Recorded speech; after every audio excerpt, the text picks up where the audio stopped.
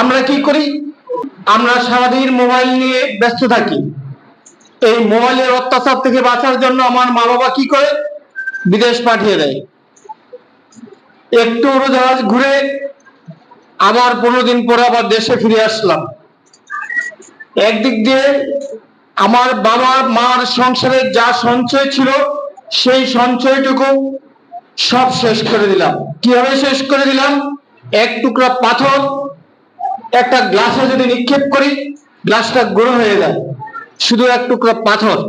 আর আমার সারা জীবনটাকে ধ্বংস করে দিচ্ছে আমার মোবাইল ফোনটা। আমার মোবাইল ফোনটা ব্যবহার করবো আমার প্রয়োজনে, কিন্তু আমরা ব্যবহার করছি আমরা জীবন ধ্বংস করার জন্য। তাই আজকের এই সুন্দর একটা অনুষ্ঠানে আমি অভিনন্দন জানাই যারা আজকে আয়োজনটা করেছেন।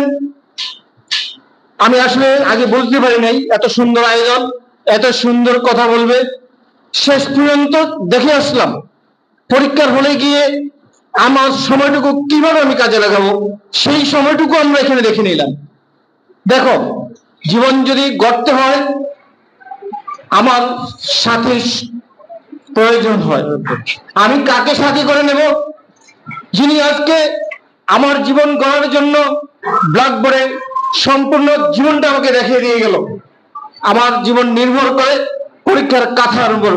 পরীক্ষার খাতায় যদি আমি সর্বোচ্চ নাম্বার পেতে পারি, আমি তার উপরে আমার জীবন গড়ে।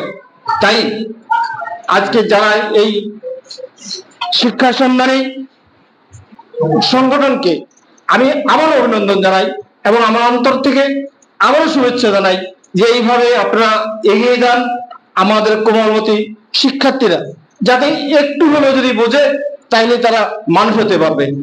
আর যদি নিজেকে গড়তে চাও, ওই আমি একটু আগে বললাম না, এক টুকরো পাথর যথেষ্ট একটা বড় গ্লাস ভেঙে দেওয়ার জন্য, আর ঠিক একটা মোবাইল যথেষ্ট আমার জীবন ধ্বংস করার জন্য।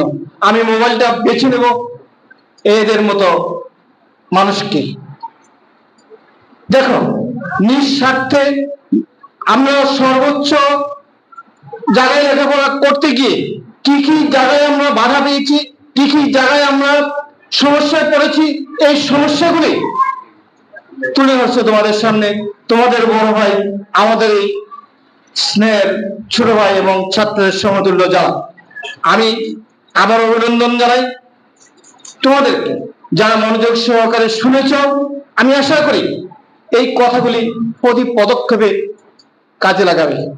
বেশি কিছু না বলে শেষবার আবারও বলে যাই, জীবন গড়ার জন্য যতটুকু করার প্রয়োজন আমি ততটুকুই করব। আমি জীবন গড়তে গিয়ে অমানুষ হব না। আমি যাতে মানুষ হই, মানুষ হওয়ার জন্য আমার যা কিছু করার প্রয়োজন আমি সেটুকুই করব। আমাকে মানুষ হওয়ার জন্য যা কিছু করার প্রয়োজন, আমার আজকে যদি কেউ এই শিক্ষাটা গ্রহণ করে থাকো, সে মানুষই হবে, অমানুষ হবে না। সবাইকে অভিনন্দন জানাই এবং সবাই ভালো থাকো, সুস্থ থাকো। যারা অতিথি হিসেবে আসছেন আপনারা ভালো থাকেন, সুস্থ থাকেন, আপনারা এগিয়ে যান, এই প্রত্যাশা রেখে আমি আমার বক্তব্য এখানে শেষ।